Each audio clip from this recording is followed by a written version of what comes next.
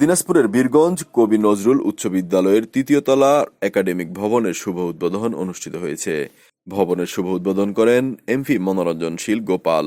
উপজেলা চেয়ারম্যান আমিনুল ইসলামের সভাপতিত্বে উদ্বোধনী অনুষ্ঠানে এমপি গোপাল বলেন, ধর্মকে ব্যবহার করে ধর্ম ব্যবসায়ীরা কোমলমতি মানুষের বিবেককে ভিন্ন খাতে প্রবাহিত করার চেষ্টা করছে।